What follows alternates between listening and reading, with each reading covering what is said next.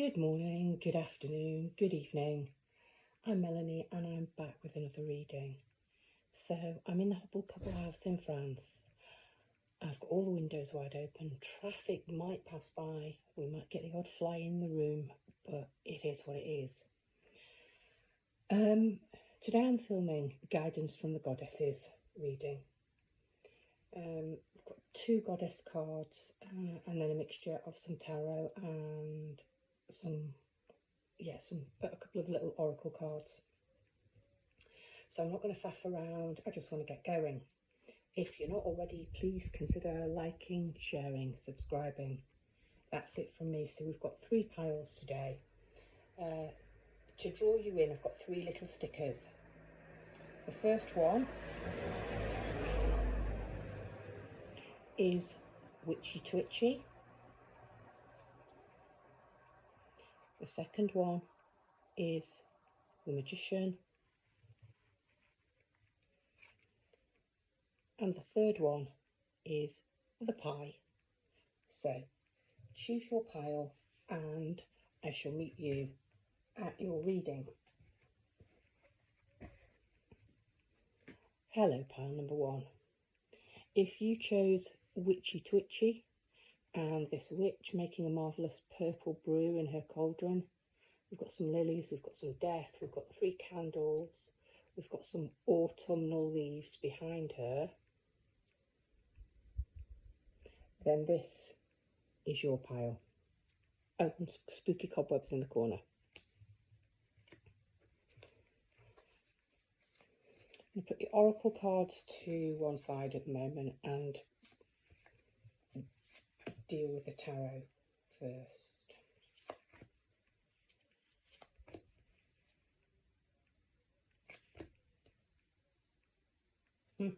Okay. Yeah.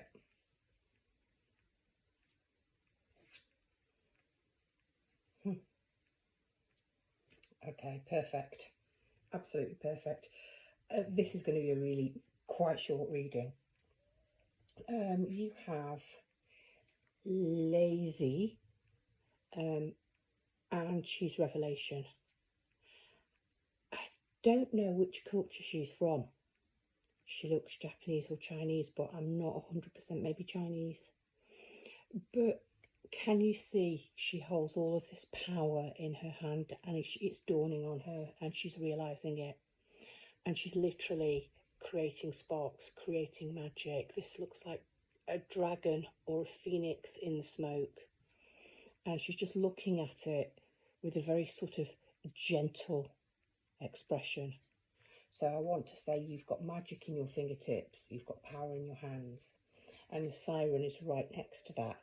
But I will read this towards the end, and the same colours. Maybe you've got magic in your tail as well. Let me see actually, because I left the book on the table. What number is she? 28.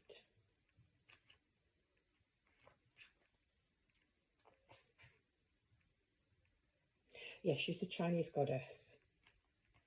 Yes, there are moments when synchronicity brings all the elements together for a flash of insight to rise up in you in a glorious epiphany. What was not clear becomes crystalline in an instant. It's as if you are simultaneously able to perceive every facet in a diamond. You know without doubt that you're on the right track as deep understanding sinks into your very soul. In this moment, change and transformation takes place, and a transcendent moment is offered to you as an extraordinary gift. And it says, this is a very auspicious time. Yeah, it's that flash of lightning that I talked about. It is that clarity. It's that finding the key and holding the magic in your hands. And you've got the King of Swords beneath that. And you've got Judgment beneath that. You've got Strength over here and Wise Leadership. And you've got La Puissante. This is all about power and realising, having the epiphany, the revelation of just how powerful you are. Your second goddess is Epona. She's Celtic, Celto-Romano, horse goddess. Wise Leadership. So she is not fierce, she's not particularly a warrior, but she rules with intuition and wisdom and kindness. So you are being asked to step into your power, pile number one, but to do so, I think, in a kind way rather than a battling kind of way. And yet we've got so many sort of swords and warriors on the table. Let's look at Epona for you.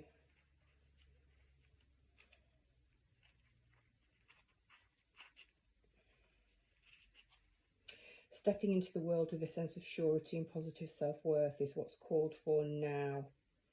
Epona, the Celtic Roman horse goddess of leadership and guidance, offers you her wisdom. Know that you have what it takes to heed it. You can do anything you place your attention on, and you'll find it easy to accomplish what's needed for your intentions to take form. Whether you are aware of this or not, the way you manage your accomplishments and even the way you handle your failures and losses is modelling the way forward for others. There's wisdom growing within you. Being true to who you are and placing integrity and humility equal to enthusiasm makes you a wise leader indeed. Okay, so it is stepping into your power, but it's doing so with, and I used a whole list of adjectives that have gone out of my head, but we've got more here. Integrity and humility, and the fact that you are a role model and you inspire others, even with the way you handle losses, not just successes. You have the King of Swords, and you've got Odin himself here. Did I hold Epona up to the camera? I'm not sure. If not, have a look at her there. Interesting that these two are both transfixed on what they're doing with their hands. They're not looking at you, they are focused on the revelation, on the wise leadership. And then we have Odin, big bad Odin there with his arms crossed, looking at you square on. He's got his two wolves. We've got antlers. We've got shields. Of course, we've got the mighty sword. Odin, of course, mighty powerful leader. Odin did lead people into battle. However, he also sacrificed. He hung himself from the tree of life and lost his eye. And we can see here quite clearly that he's blinded, in order to gain insight and clarity. And the suit of swords is all about mental clarity. King of Swords is the fieriest of the air kings, fieriest of the air suit. So definitely passionate, but with that analytical quality. And I'm going to stick by the fact that you've got Odin, who did sacrifice his sight to gain third eye insight. One wolf is resting whilst the other is watchful. Odin's watchful. And whatever the centrepiece of these two shields are, looking at it in the camera, it looks like they're forming eyes and they're also watching. Eyes on you, be watchful. Don't clutch your sword too tightly and display your warrior-like qualities. Use wise leadership. You've got strength, and here you've got Durga sitting riding a tiger. She's not taming the tiger is as fierce and she's riding it into battle. And she's using her many arms. Again, we've got a cutting blade, we've got arrows, we've got a bow, but we've also got the lotus here, sort of a symbol of growth and peace. And she is, if you like, on a just quest here to destroy. And can you see the snake around his neck, the blue god, this blue god here? And forgive me, I can't remember his name, and the book's nowhere near. So again, it's a reminder to use your strength wisely. Perhaps you are becoming a bit of a spiritual warrior, a warrior for peace and for justice. Let the people see that you can fight and you have all of the tools necessary. But I think the message from the goddesses, from Strength and the King of Swords and Judgment, and these are powerful cards because you've got the top of the sword suit, two major arcanas. The message very much is, yeah, use the power and the influence that you have wisely and with humility and justice. And I don't know why I've suddenly gone horse. I've not been horse all day. That's interesting. I have. You've also got another warrior here with Judgment. You've got this Valkyrie, who were angels chosen to pick which warriors' souls were worthy of going to Valhalla and serving in the afterlife. And you can see all of the fire and destruction and chaos around this card. And this particular Valkyrie is raising the spirit of this warrior. And there are other Valkyrie around in the background, in the distance. The message is so clear, it's being constantly reinforced. This is a chosen one, doing, choosing and selecting. This is choosing to use your strength to fight only what is corrupt and evil. Odin isn't wielding his sword.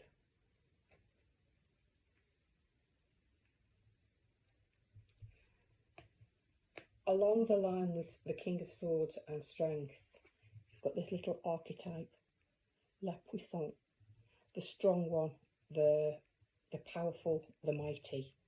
And again, she is holding a card and she's sideways on.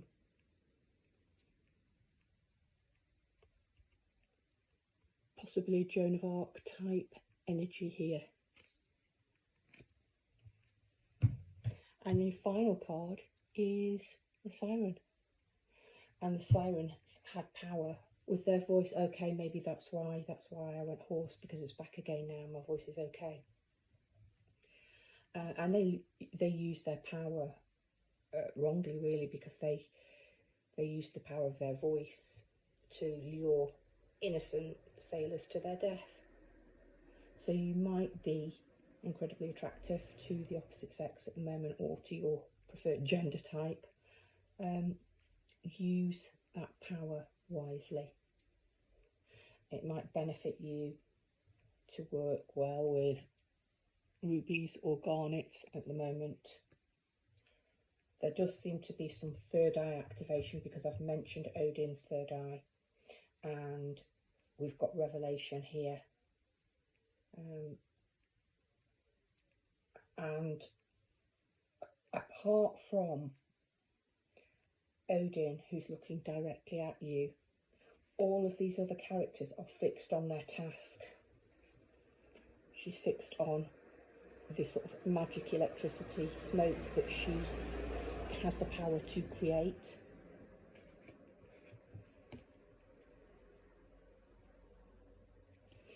Epona, we can't even see her hands, they've disappeared in this magic.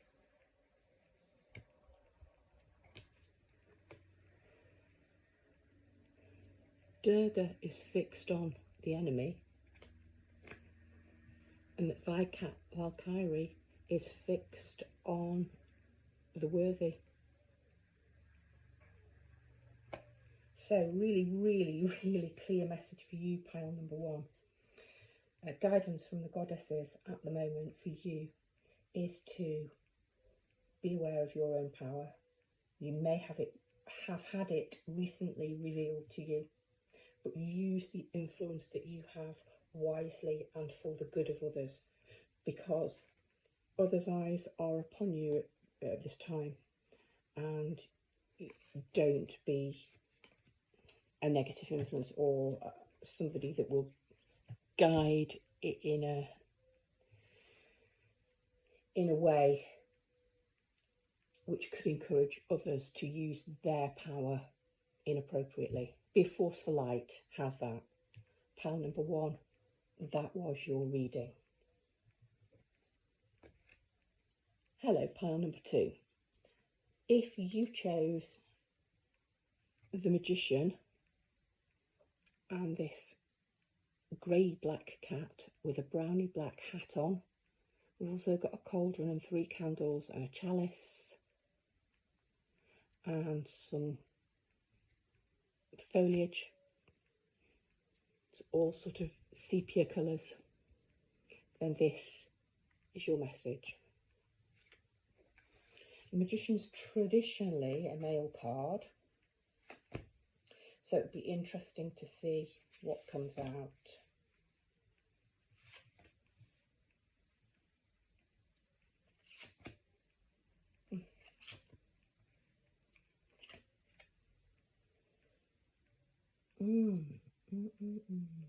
I like those two together.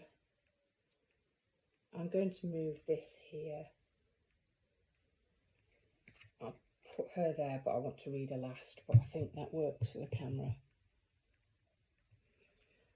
Okay, pile number two. Pile number one was incredibly clear. The message was clear on the table. This is a bit of a mix.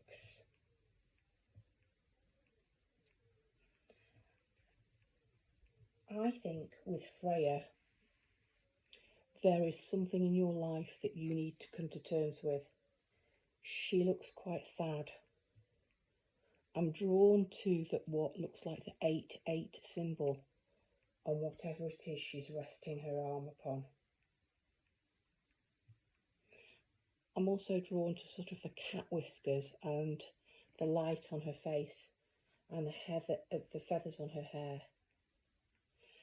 She looks, with her fur and with her, whatever these things are called, a little bit like she's armoured up, but there's nothing else here to suggest that.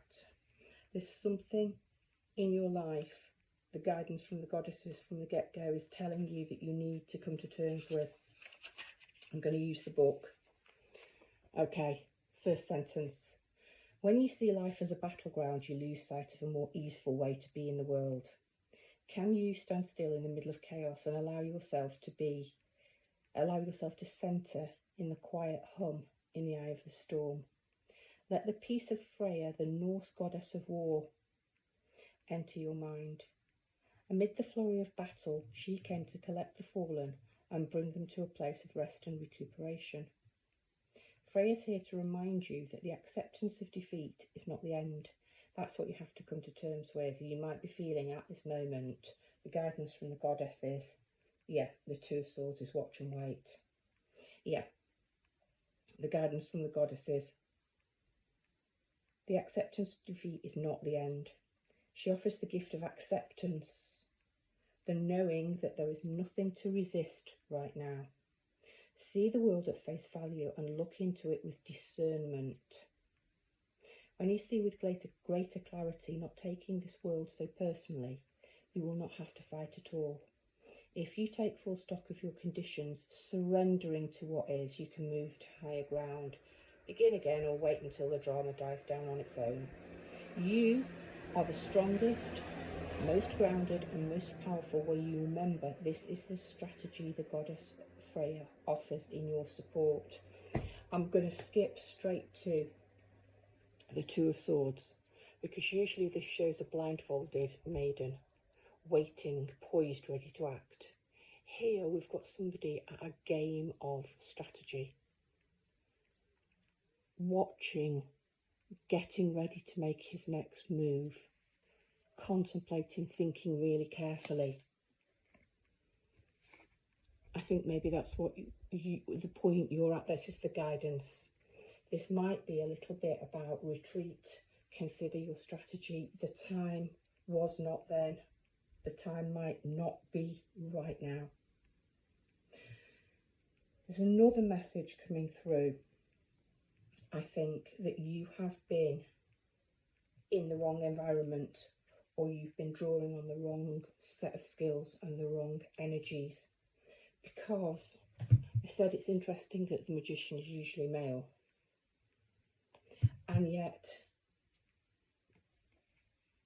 this male, although he's looks an incredibly strong, powerful warrior, is using the force of his mind.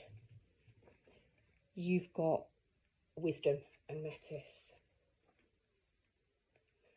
and then you have the all gifted. So you have lots of gifts and strengths and powers. I'm going to come back to this card. You've got the King of Cups. He's incredibly grounded in his emotions. And you've got the Poet, who's also holding something in his hands and creating and using his mind and his thoughts and his words.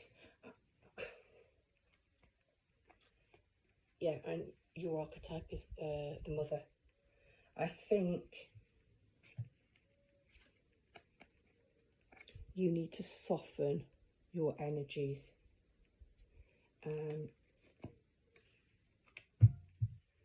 If you've been operating from a place of fire, let's say, you need to operate from a place of air and a place of water. You need to use your emotions and your intellect.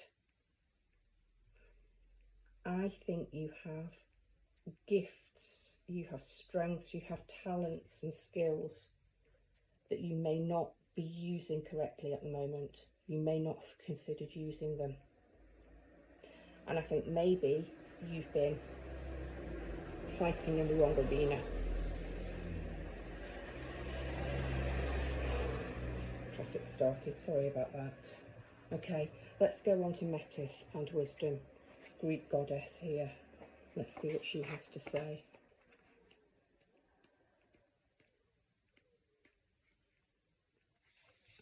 Oh yeah.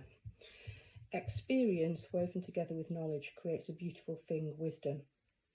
Its parts are entwined like a finely made rope that is so strong that it can't be cut. Wisdom, once earned, becomes an essential part of you. Okay? Accept that. Right now, the Greek goddess of wisdom says you know exactly what to do in your current circumstances. The real question is, do you have the courage and commitment to make a wise choice? Wow. Your answer is not to hide. You are being invited to look within rather than without and take the wisdom you already have and apply it to your question.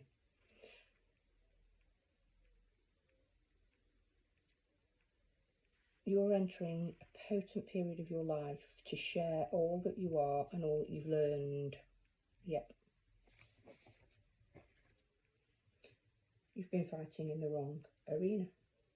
Your skills and strengths and talents that will best serve you, the guidance from the goddesses say, lie elsewhere. You have the All Gifted. I filmed a reading the other day which hasn't been released. She came out for the first time. She is an extra tarot card in this deck, and she's Pandora holding this box. You have things in this box, in your box, which either you do not know about yet or you have not been facing up to. I want to say, pile number 2, you might have some kind of clairvoyant gifts which you've kept shut away in a box. and perhaps you've been trying to conform and using fighting, so let's say fire energy, when really what you needed to do, and I'm repeating myself, is to use air energy and water energy.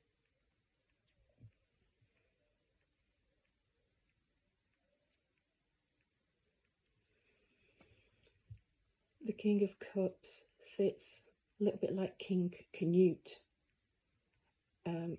He is actually in the midst of the sea, which is pretty stormy, but he's completely stable and steady and grounded.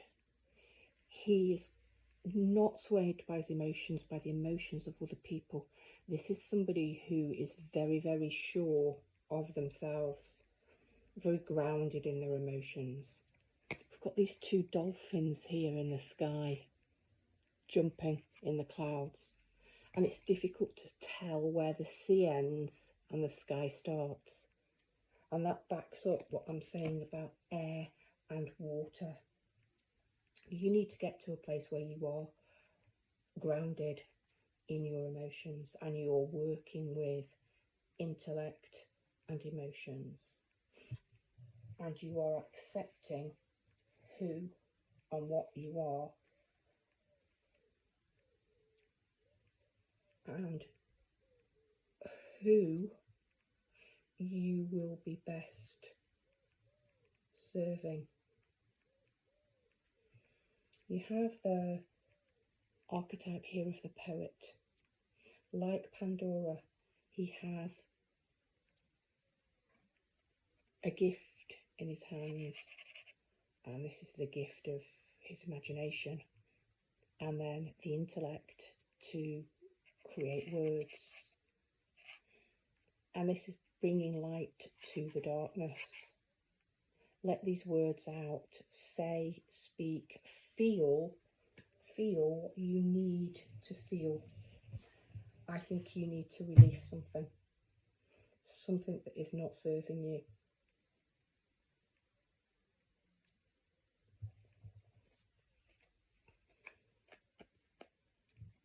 Step into a more feminine, nurturing energy rather than this male energy of the magician.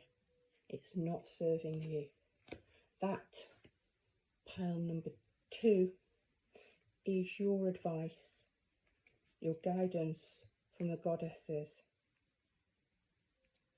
You're a poet, you're emotionally powerful, you are all gifted, but for some reason you're not accepting them, you're not seeing them. One last message, you've got all of the tools in the kit bag. You've got all of the tools in the kit bag. You can do this. Pile number 2, brightest blessings to you. Hello, pile number 3. If you chose the pie and this slice of cherry pie that looks chock-a-block full, seems to be sitting above a fence with some greenery, a nice blob of cream on top. We've got some clouds, but we've got some stars. Oh, I think, what's it, life's a bowl of cherries, all that with a cherry on the top. Yep, I think this is, I think this is going to be interesting. I think there might be some things to do with fortune, luck, abundance with that full pie.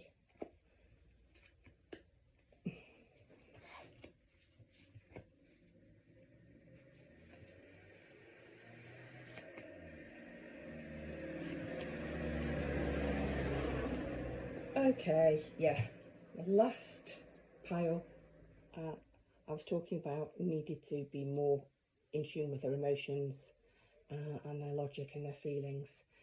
This has kind of got fire all over it.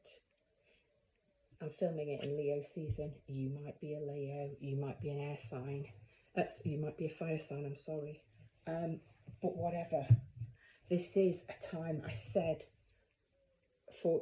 abundance. I said look. I said good fortune. You've got fortune with Lakshmi. Got this young god there on the Two of Wands sending his camels out. You've got the sun. Wow, powerful. You've got the Ace of Wands, fiery new beginnings. You've got the star born and you've got the star. Okay. Guidance from the goddesses. Now's your time. Now is a time of luck, good fortune, and abundance. And I'm using abundance in terms of wealth, in terms of having plenty, emotional abundance, feeling emotionally content, feeling lucky. You could have a win. You could have a big career change, a promotion, whatever you want at this time. You know, all that with a cherry on top, bowl of cherries.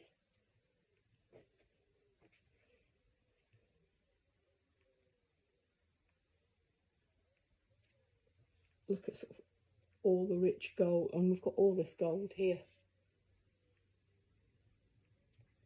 And look at sort of the self-love in the position that Lakshmi is holding her arm. Whatever you want will be given, or you can manifest, you can create, you can ask for.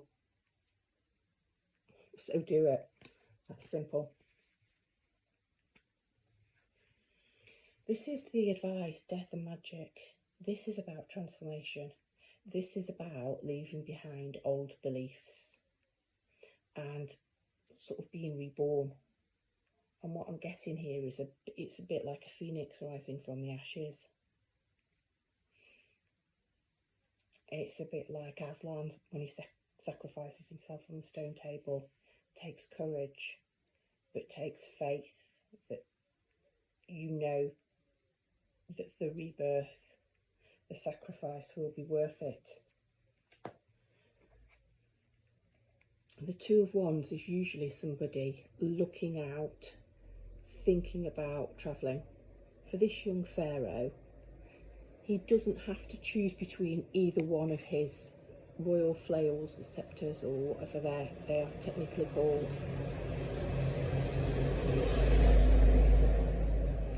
He's rich enough to hold on to them both and to lounge around doing not much of anything, knowing that he has sent his ships out and they are going to come back laden. And all he has to do is recline on his fur. He's got a parchment and a scroll there, surrounded by all these lush flowers. All he has to do is sit back and smell the daisies. It is a time of incredible luck. He's not thinking about going. He's clicked his fingers and said, right, send some camels out into the desert and collect such and such and bring it back to me, in the absolute knowledge that it will come back to him. You've got the sun.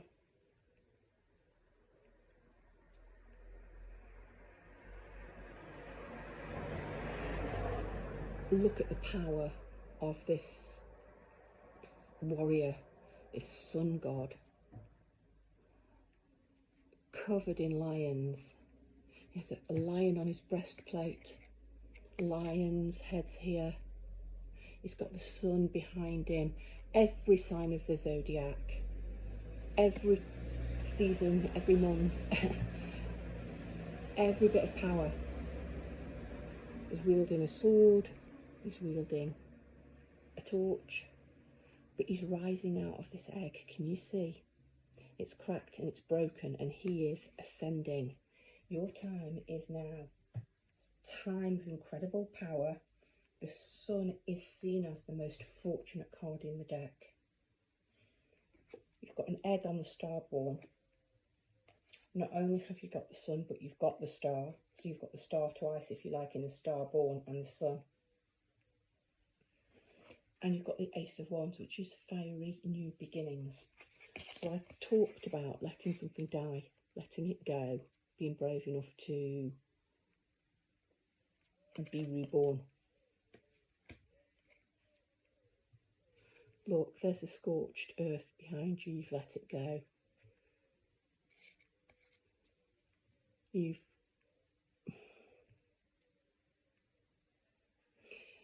stuck your stake in, you've made your stand, you've nailed your colours to the mast. You are revealing who you are in all of your power.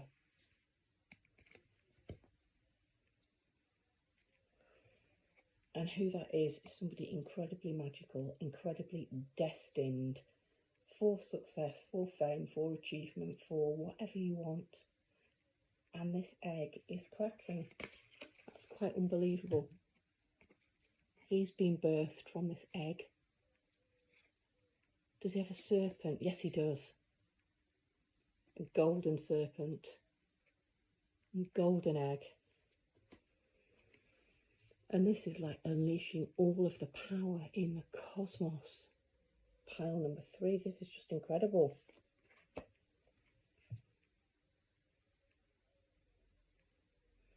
Lucky charms, totems, talismans might help at the moment.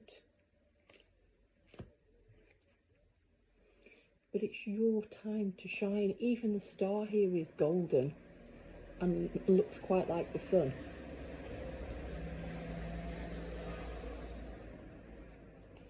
If I just hold these 2 cards, which are the more esoteric type cards up, and I have the colours, apart from that, look at all of the gold and the orange and the sacral chakra and the sheer fiery, passionate, powery, creative energy. Pile number 3, yours is another incredibly clear reading. Step into this time of great fortune. The guidance from the goddesses is the time is now. Whatever you want, you can create. Brightest of blessings, pile number 3.